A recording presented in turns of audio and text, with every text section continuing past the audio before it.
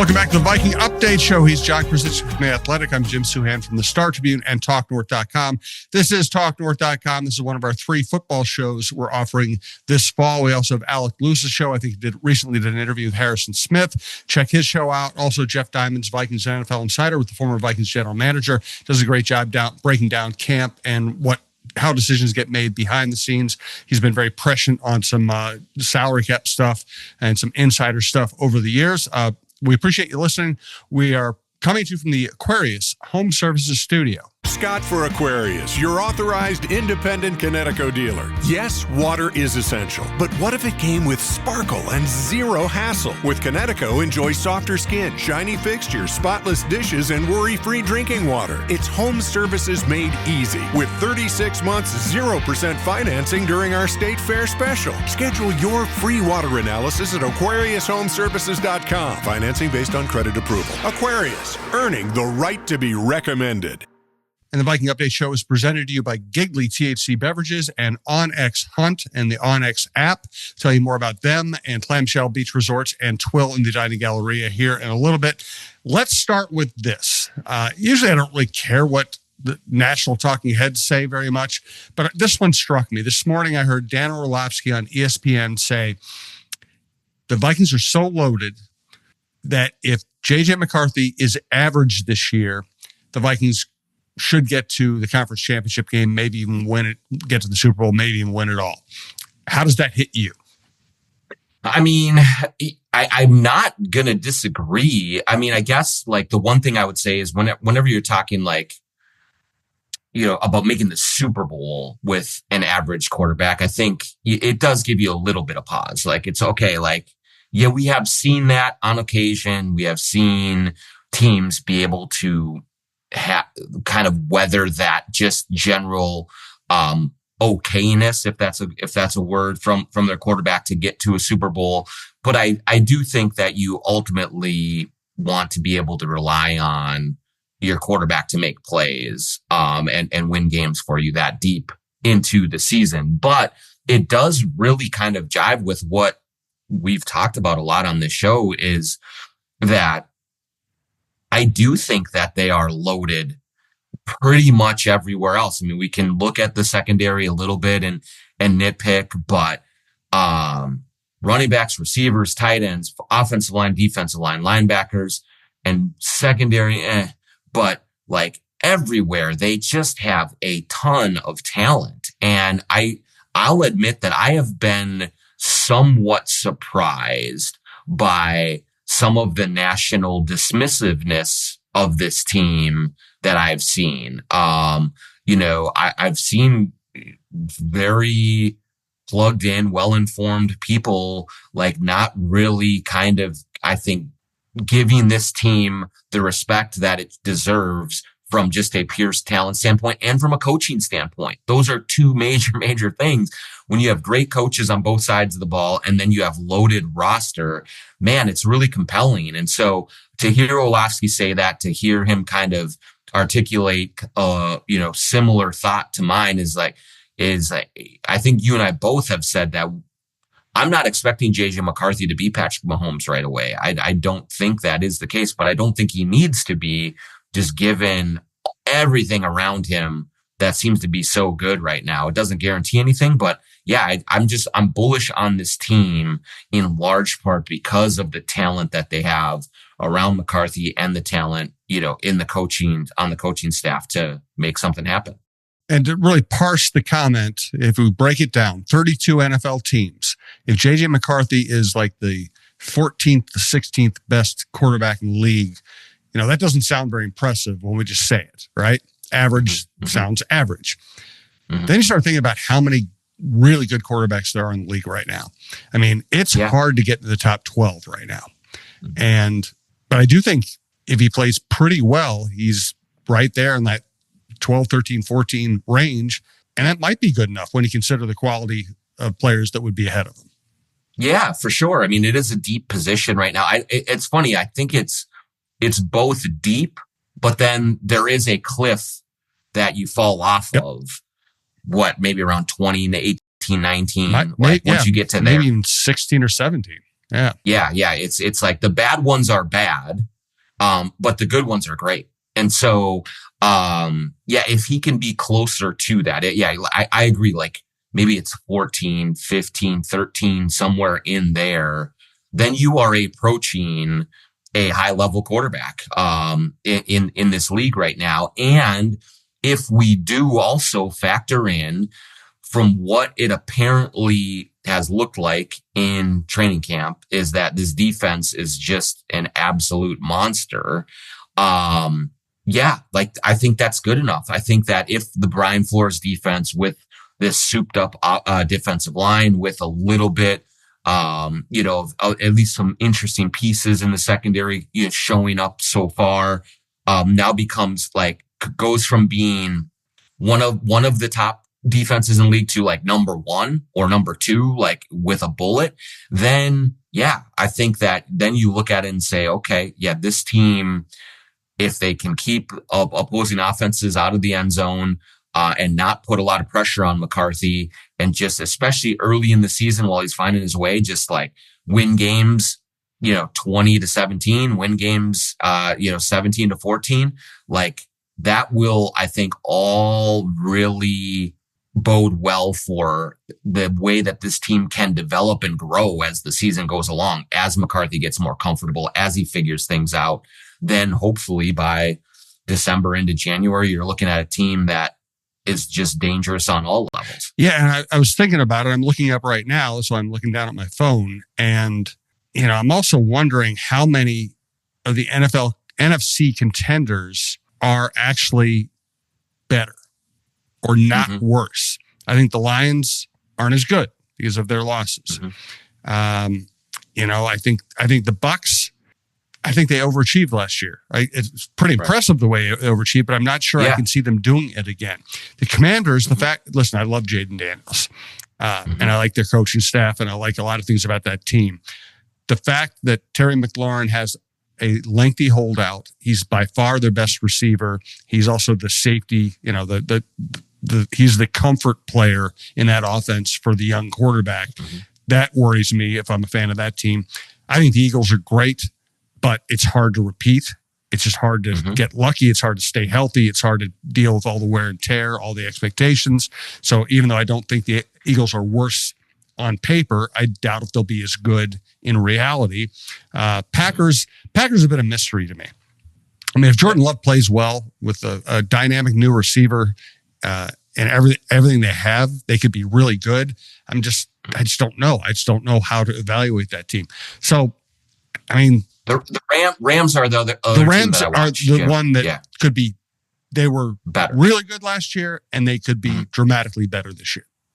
Yep. So overall, I agree with you that there are very few. I would say there are very few teams right now that I would look at. Just like, again, if we assume that McCarthy is not a disaster, is not just a flame out or just a struggling young quarterback, that he is a good to very good option at quarterback. There just are few teams that I would look at if you play them in the playoffs and say, I can't pick them. I can't pick them against them. And I think right now, I think Eagles, maybe it's the Rams. I want to see what the Packers look like, for a little bit before I make any kind of determination there. But, you just go position by position with most of these teams. And there are very few teams that the Vikings are going to, if you went 22 offense and defense, that they're not winning the majority of them, in the just head to head matchups. And so, I think that the optimism surrounding this team is not unreasonable. I think it's on solid ground, and there's a lot to be excited about. And Orlavsky really just kind of underscores that, because there's just too many talented players all over the place for them not to at least be very competitive. I just don't see, what was the over under is like 8.5 or so, which is just like that's unfathomable to me. I just don't. I don't see how that, and Vegas always knows, and they always understand something that we don't, but that's one of those that's just like, man, I don't see any way that it's not, that the over under isn't 9.5 or 10, something like that, rather than 8.5. That seems way too low to me. Whenever we talk about Vegas too, I think it's always important to remind people Vegas doesn't care about your team. They're not making an emotional judgment. They are setting a line that they think will bring in the most amount of money bet on both sides. And they're trying to prevent big losses, obviously. And I just think the national perception has lagged, and they are playing. I think the 8.5 there's got to be some football analysis in there, but I think it's more about gauging national perception and setting a line where Viking fans will go bet on the team and Viking detractors will be happy to bet against.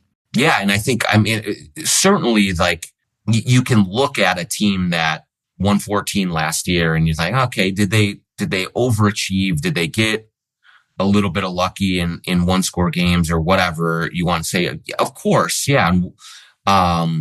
But I just think they're better everywhere except for we'll see what quarterback is. And if we want to pour some cold water on it, one thing that we can say that I think maybe we haven't talked about enough is that for most of last season, Sam Darnold wasn't just a good quarterback, wasn't just mediocre, wasn't just all right. He was like MVP caliber. Like that's the production that he gave, and it elicited the 14 wins. Like it just like, so expecting McCarthy to do something similar to that, I think is unreasonable right now, but I don't think he has to be that to do it. But if you want to be negative about the Vikings, you can say for 15 weeks of last season, Sam Darnold was like one of the top 3 or 4 quarterbacks in the entire league.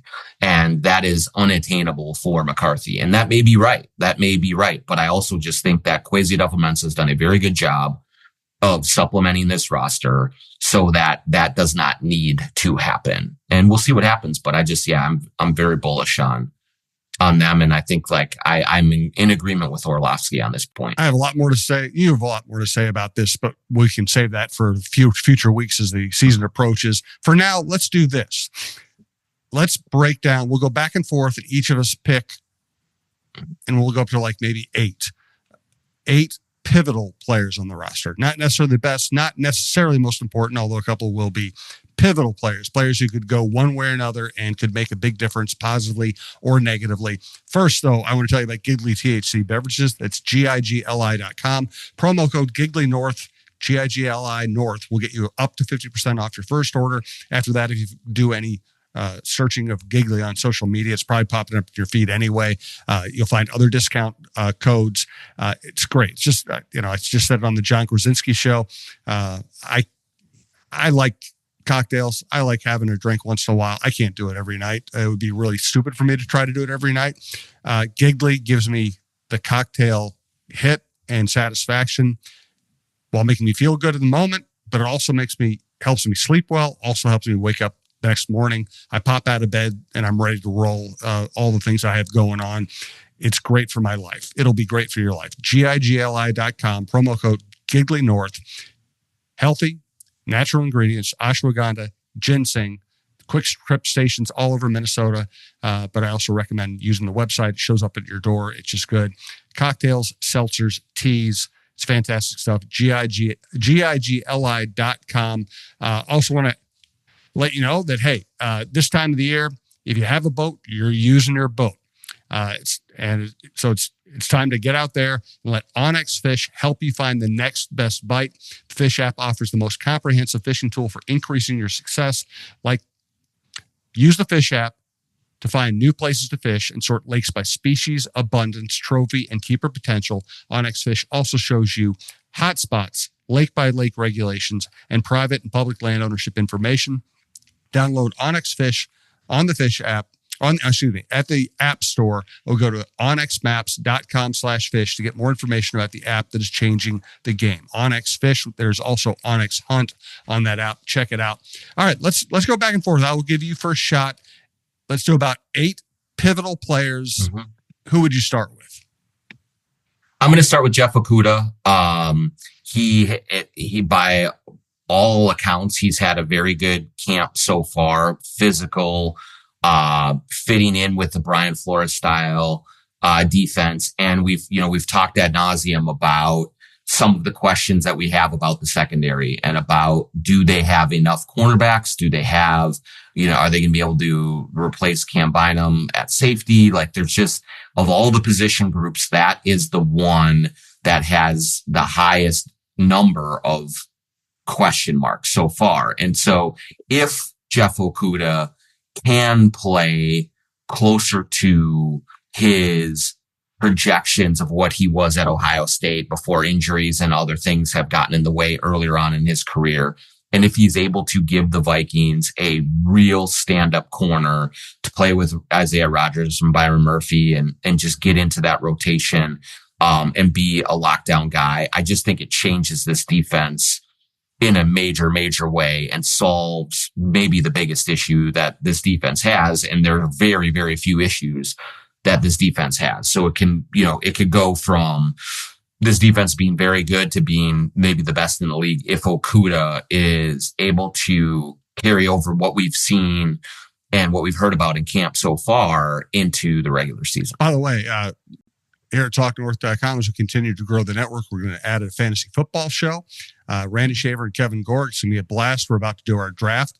And I started doing some research. The Vikings defense was right, like 12th to 15th in fantasy football ratings. That's another way. I mean, with their pass rush, I'm shocked. The only thing, sacks, turnovers. I mean, they play in a tough division. I can't, and they have a tough schedule, but I can't imagine that. That's crazy to me. That Okudah is a great first pick, and I agree with everything you said. I will go, my first choice in this matter will be Rondale Moore. He's coming off an injury. He just might not have the juice. It's possible he didn't have the juice. It's possible he don't have a big role. But I think when you give a dynamic talent like him to a creative coaching staff that finds all kinds of different ways to use their best players, and you have a team that we might be missing Jordan Addison for a few games early in the season, the inevitable injuries. Jalen Naylor was a good third receiver, but not a great third receiver last year. I just think Rondale Moore could be a game changer. He could also be your best return man. I think he could be the David Palmer on this team. Yeah, it's going to be really interesting to see like how all of that plays out. I think the preseason games might be big for him, especially from a return standpoint. There certainly is an opening there for him to earn a spot. Cause, I'll just my colleague at The Athletic, Alec Lewis, was just kind of had his latest dispatch from camp was looking at the receiver position a little bit. And right now his kind of assumption on the pecking order right now is Jefferson, Addison, Naylor, and maybe Ty Felton as the fourth. And then he said Jeshaun Jones is coming around and is looking intriguing. Lucky Jackson has some of the coach's attention as well. And so I think that there's work for Rondale Moore to do to make that impression and to really kind of wiggle into it. But it's certainly possible if he can do it and give the Vikings that versatile threat that he was earlier on in his career in Arizona and what he was at Purdue. Like all of that would be fantastic. And certainly definitely worth watching, because I think especially sometimes when we look at what happens in camp, the ability for someone to separate or make up ground comes when the preseason games are going, and what do you really show in some of these games? And so, I'll be watching that one closely, but Rondale Moore is a good choice. He's more of a flyer. Like Okudah is a great pick because Okudah should be a starter. Rondale Moore is a complete wild card. And the other thing, as you mentioned, preseason games, I would guess preseason games would be a good training ground for him. And we can't forget that these days, the scrimmages with other NFL teams are probably most important. They're probably the most important thing they do in camp. So it'll be really interesting to see if he can flash in that regard. Who's your next pivotal player pick? Another pick is on the defensive side is Theo Jackson, another guy who I think is really impressing so far in training camp and looks like he is prepared to play a greater role in the defense. And whether that is starting for Cam Bynum, whether that's mixing in with Josh Metellus, wherever they put Metellus, I think that the more players and the more options that Brian Flores has on the back end with his defense, the better off that they're going to be. And Jackson just has really, I think, warmed himself to this coaching staff with his instincts, with his work ethic, with his knowledge of the defense, with his scheme discipline. And this is not an easy defense to absorb and to do well. And so with his experience, in this defense and his ability to execute the way that Brian Flores wants, I think it gives him a real chance of being an important player. And yeah, again, I don't know if it's going to be a starter or as like a high level backup, but I think having him as sort of the Cam Bynum light will be big, because Bynum made a lot of big plays for this team last year and the last couple of years. And they need more kind of ball hawking, turnover prone type of guys to kind of take this defense over the top. So Theo Jackson's my next pick. I'll get to my next pick here in a second. I do want to have you hear from Michael Russo, Talk North Star for Clamshell Beach Resorts. Hey, have you been dreaming of a lake cabin lifestyle with boating, fishing, and family fun in northern Minnesota? Well, lately I've thought a lot about how cool it would be to have a getaway like so many Minnesotans. And if you're like me, you probably think that owning your own lakeside getaway is beyond your budget. Well, if you think lake cabin real estate prices keep going up, well, think again. This is Russo, and I'm here to tell you there is an affordable way to enjoy a cabin lifestyle and all that goes with it. And yes, I said affordable. I founded a Clamshell Beach Resort, which is located on the Whitefish chain of 14 lakes for you and your family to enjoy. Here's how. Clamshell has lake homes that offer deeded fractional ownership, and the keywords there are deeded and fractional. You own it. Imagine having 5 weeks a year to enjoy Clamshell with its beaches, pool, and lodge that's full of kids' activities. Is golf your game? There's a great golf course right across the road. Like winter sports? Well, you can go ice fishing, cross-country skiing, or snowmobiling right out the door at Clamshell. And there's no maintenance, no grass mowing, no snow removal. It's done all for you. And you can own a share of Clamshell Beach Resort at an affordable price. To learn more about ownership opportunities at Clamshell Beach Resort, go to cottagesonwhitefish.com or contact Pat Egan at 612-220-9819. That's cottagesonwhitefish.com or Pat Egan at 612-220-9819. And I want to tell you about my favorite men's clothing store in Minnesota, Twill in the Edina Galleria. That's Twill by Scott Dayton. My daughter's getting married later this month. I've already bought pretty much everything I need from Twill to go to that wedding and go to all the events. I have so much Twill stuff in my closet, but you always need something more for a special event.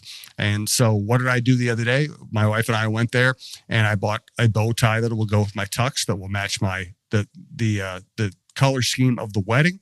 I have bought recently some dress socks that will go with my tux and the other dressy things I'll be wearing. Also, my wife and I are going to take a warm weather vacation soon. I absolutely hate my bathing suits. I just hate them, but I never really want to go buy a bathing suit. So I just keep on wearing them and taking them on these trips. I go into Twill the other day and guess what they're selling now? Peter Millar bathing suits. And this is like I've gone from stuff I hate to stuff that, I could wear around the house. It's so comfortable. And it has the little pocket inside. So you can put a key in there or something or money if you needed to. But I don't know if I've ever had that big a jump between something I hated to wear and something I can't wait to wear. Peter Millar makes great stuff. Today I'm wearing my Johnny O hat, my Stenstrom's polo, but Peter Millar and Johnny O are probably the brands I wear the most from there. I also wear a lot of Brax. But I tell you what, every time I walk into Twill, Scott has found a different brand that attracts my eye, and I go, okay, I'm going to need some of that as well. Great store, really relaxed, friendly people. They love being affiliated with Talk North. They love talking sports. Just go in there, introduce yourself, tell them we sent you. You'll have a good experience. Remember, gift certificates for people you care about. They're having a summer sale right now. My bathing suit was 40% off. Made it a steal. Go to twillmn.com. Sign up for their email alerts. They will not bother you much, but every once in a while they'll tell you if there's sale or an event's going on.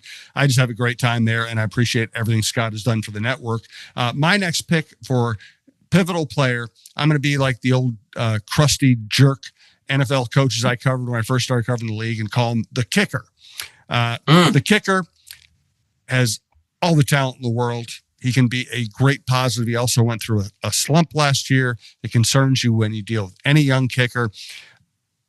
Even if the Vikings are really good, even if the Vikings are as good as you and I think they are, it's a tough schedule and a tough division. They're going to end up playing some close games. Some of these games are going to come down to kicks. I tend to be bullish on this kicker, but you just never really know. So I think he could go one way or the other, and he could make a big difference. Yeah, I think he missed a couple the other day in training camp, so it's not like he's been perfect. And I mean, when you saw him at the start of last season before the injury and all of that, I mean, it was like, man, this guy is nails. And there was no doubts whatsoever. He was a machine, and he just has not quite had the same like confidence or just like reliability since coming back. And so I do think it's a big training camp for him. I think it's a big preseason for him just to try and get some of that mojo back and get back into a rhythm. And you're right. I mean, you know, the history of this team with kickers, you just want to see someone come in there and lock it down. And I thought, you know, through the early parts of last season, I'm like, they found their next kicker, their kicker for the next 5-8 years. And right now there's just a little bit of there's a little wonder about, is he going to be able to hold up over the course of time? So, definitely a good pick as someone that could go either way over these next couple of months here. Your next pick. I'm going to go sort of more chalky, but I'm going to say Donovan Jackson. I just think that he's a rookie. He's coming in to a team with high expectations. It looks like he's going to be starting, in that group with a revamped group with Ryan Kelly and Will Fries and then O'Neal and Darrisaw. And if he is able to step in right away and be not just a serviceable dude, but like be a real guy and the nasty road grader type that he has projected as coming out of Ohio State, I think that really changes the dynamics of what is achievable up front for this team. And they have other options to look at, and they can pivot off of it. But it feels like if this offense and if this offensive line is going to be elite this season, that Donovan Jackson really sliding in at left guard and being a plus player right away is going to be one of the things that makes that happen. I'm fascinated by Dallas Turner. He's my next pivotal player. I think his floor is a useful pass rushing specialist. I think his ceiling is a guy who forces his way onto the field for a lot of snaps, maybe even plays inside linebacker in certain sets, maybe even is an interior defensive line pass rusher, or allows Grenard to move inside while he plays outside.